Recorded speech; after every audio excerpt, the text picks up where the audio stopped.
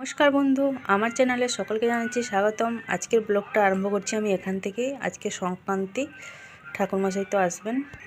শোনো, এই যে ওদিকে টিভি দেখছে, এদিকে এই যে বিছানাগুলো এইভাবে গুছিয়ে রাখা হয়েছে, ঘরের ভিতরে তোলা হয়নি। ঘরটা আরেকবার ঝাঁট দিয়ে নেব। সকালবেলা সমস্ত কাজ কমপ্লিট। মা ওদিকে বসে সবজিটা কেটে দিচ্ছে, তরকারি রান্না হবে। আজকে তো সোনুদের খাতা দেখানো হবে, স্কুলে যেতে হবে 11টার সময়। আর এদিকে এই যে কালকে বিকালের সব কাপড়, বালতির ভিতরে কাপড় আছে, এগুলো নিয়ে যাব। এখন আমি ছাদে শুকনো দিয়ে আসবো। আপনাদের দাদা চলে গেছে ডিউটি। বসে যে সবজি কাটছে, প্রথমে লাউটা কেটে নিয়েছে। লাউ, আলু, মটরশুঁটি দিয়ে একটা তরকারি হবে। আর এদিকে এই যে বাঁধাকপির তরকারিটা হবে, বাঁধাকপি আলু দিয়ে তরকারি।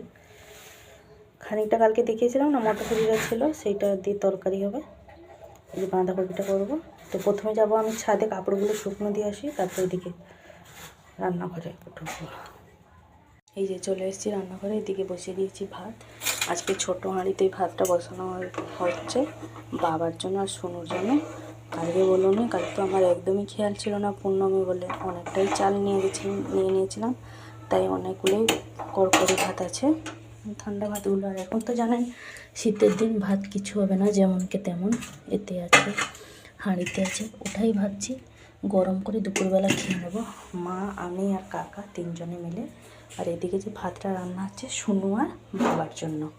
তো এই যে তরকারিটা রান্না করবো, বাঁধাকপি আলু, খানিকটা মটরশুঁটি, বাঁধাকপি তরকারিতেও দিয়ে দিয়েছি, আর খানিকটা মটরশুঁটি লাউ তরকারিতেও দিয়ে দিয়েছি। এই যে গ্যাসটা না মাঝে মাঝে কী হয় আমি নিজেই বুঝতে পারি না, কখন জ্বলে আবার কখন নিজে থেকেই জ্বলে না। তো প্রথমে এদিকে আমি লাউ তরকারিটা বসিয়ে দেবো, তারপরে বাঁধাকপি তরকারিটা করবো। সব ধুয়ে নিয়ে চলে এসেছি। প্রথমে লাউ তরকারিটা বসিয়ে দেবো। মা আবার যাবে দোকানে সংক্রান্তির। সোনুর নামে একটা মানত করেছিলাম, তো বাতাসা ছড়াবো বলে, তো সেই জন্য মা যাচ্ছে বাতাসা কিনতে। মা জাস্ট চান করলো, এখন আর খুব একটা সকালবেলায় চান করে না, যেহেতু শ্বাসকষ্ট। সেই 8টা নাগাদ চান করলে গিয়ে এখন যাবে দোকান থেকে বাতাসাটা এনে দেবে। আমি এদিকে রান্নাটা চাপিয়ে দিই। এদিকে লাউ তরকারিটা হয়ে গেছে, একটুখানি ধনেপাতা ছিল দিয়ে দিয়েছি, আর একটুখানি ডালমার মশলা তো আছেই, নিরামিষ তরকারি হলে একটুখানি দিয়ে দিই। এখন এই যে বাঁধাকপিটা রান্না করব। কালকে কড়াটাতে পেঁয়াজি করেছিলাম, মানে পেঁয়াজের যে পকোড়াগুলো, সেই জন্য কড়াটার এইভাবে অবস্থা। তেল ছিল, ওতেই রান্না করেছি, আবার ধুয়ে বসিয়ে দিয়েছি, ওতেই বাঁধাকপি তরকারি করে নেবো। ভাতটা হয়ে গেছে, নিচে নামিয়ে রেখে দিয়েছি। একটুখানি হাঁড়িতে রান্না হয়েছে বলে অল্প পরিমাণে ফ্যানটা বেরিয়েছে। এদিকে সবজি সব খোসাগুলো এক জায়গায় জড়ো করে রেখেছি। লাউ তরকারিটাকে নিচে নামিয়ে নেবো, বাঁধাকপি তরকারিটা করবো। এদিকে এই যে মশলাপাতিও কিছু বাটাবাটির ঝামেলা নেই, কালকে সব মশলাগুলো ছিল, ওইগুলো দিয়ে আজকে রান্না হয়ে যাচ্ছে। ঠাকুরমশাই কই এখনও আসেনি, 9:45 বাজে। আশা করছি উনি আসার সময়, মানে ওনার আসার সময় আমার রান্নাবান্না সব হয়ে যাবে। একটুখানি গঙ্গা জল ছিটিয়ে নিয়ে চলে যাব, যেহেতু সোনুর নামে পুজোটা হবে। তো আমি তো প্রায় পুজোর সময় ওখানেই থাকি, আজকে তো মাস থাকতেই হবে। চলুন তাহলে বাঁধাকপি তরকারিটা রান্না করে নিই। তো বেজে গেছে 9টা 10। এদিকে আমার রান্নাবান্না হয়ে গেছে, সোনুর জন্য একটুখানি গরম জল বসিয়ে দিয়েছি, ও চান করবে। এই যে বাঁধাকপির তরকারিটা হয়েই গেছে। ওই এখনও ঠাকুরমশাই আসেনি, যাচ্ছি এই মানে জামা কাপড়টা ছেড়ে নেবো, যেহেতু রান্নাবান্না তো করছিলাম।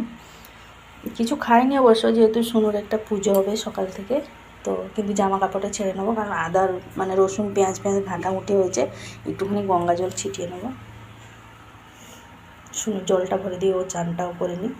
ও তো যাবে ঠাকুরতলায়, যেহেতু ওর নামে পুজো হচ্ছে। এই যে বাজতে যাই 3টে মতন, খাওয়া দাওয়ার সব কমপ্লিট আমাদের। এদিকে এই যে লজেন্সগুলো আজকে এসছে, মা এখন করবে। মাকে ওদিকে লজেন্স প্যাকেটগুলো দিয়ে আসি। বাসনগুলো এখন মাজিনি, রেখে দিয়েছি, একটু পরে মাজবো। এখন যাব রান্নাঘরে। সুমিদের খাতা দেখানো হয়ে গেছে, চলে এসেছি আমি ওই 2টো নাগাদ করে বাড়ি। আরও বাকি ছিল খাতা, তখন ঠিক টিফিন টাইমটা হয়ে গেল, নাহলে আরও অনেক সময় থাকতে, তো ওই জন্য পালিয়ে গেলাম। সুমিও বলছে মা খিদে পেয়েছে চলো। এবার বাসনগুলো মাজবো বলে বাইরে রেখে দিয়েছি, চলে এসেছি রান্নাঘরে। রুটি করবো বলে রুটিটা করে নিই, যে সমস্ত বাসন কুসন বেরোবে সব একসাথেই মেজে নেবো। তরকারিগুলো সব চুগড়ি চাপা দিয়ে রেখে দিই। ভাত যে রান্না হয়েছিল বাবার সঙ্গে খেয়েও বেশি হয়ে গেছে, যা আছে কাকার হয়ে যাবে রাত্রিবেলা ভাতটা। এদিকে তরকারিগুলো চুবড়ি চাপা দিয়ে রেখে দিই, আমাদেরও খাওয়া দাওয়া কমপ্লিট। রুটিটা করা হয়ে গেছে, এবার যাব বাইরে যে বাসনগুলো সব মেজে নেবো। আর এই যে এদিকে সোনুর জন্য বসিয়েছি পটাটো নুডলস। জানেনি তো, সবসময় ইউটিউবে এখন এটাই মানে পুরো ট্রেন্ডে চলছে। দেখেছি মা আমার জন্য পটাটো নুডলস করলো, আর ওটা এদিকে সেদ্ধ করতে বসিয়েছি। ততক্ষণ আমি বাসনগুলো মেজে নিয়ে আসি। বেজে গেছে 5টা, আর আপনাদের সাথে এই যে আলু নুডলসটা, এই যে সরি পটাটো নুডলসটা আপনাদের সাথে শেয়ার করা হয়নি। করতে যাচ্ছিলাম নুডলস, হয়ে গেছে হালুয়া। কি অবস্থা দেখুন। হ্যাঁ কি হয়েছে? আলুয়া বলছি, সরি আলুর হালুয়া হয়ে গেছে। ওই জন্য আর কোনো রকম ভিডিও আর দেখাইনি, জানেন। আবার কি করবো, ওই জন্য একটুখানি চাউমিন করে দিলাম, রাত্রিবেলা ও খাবে। আমি এই যে গা কাপড় ছেড়ে নিয়ে চলে এসেছি, সন্ধে দিয়ে দেবো, সব পরে পারে নিয়েছি। প্রচণ্ড পরিমাণে ঠান্ডা লাগছে, তো একটুখানি আবার চাউমিন করে দিলাম। রুটিটা তো যেহেতু আগেই করে নিয়েছিলাম, তো আপাতত সমস্ত কাজ কমপ্লিট। এখন শুধু ভগবানকে সেবা দেবো। তো আজকে আর ভিডিওটা বেশি বড় করছি না, আজকে এই পর্যন্তই। আবার দেখা হচ্ছে আপনাদের সাথে আগামীকাল আরেকটি নতুন ব্লগ নিয়ে। সবাই ভালো থাকবেন, সুস্থ থাকবেন, নিজেদের খেয়াল রাখবেন, এবং আমার ভিডিওটি যদি আপনাদের ভালো লাগে অবশ্যই লাইক দেবেন। নমস্কার।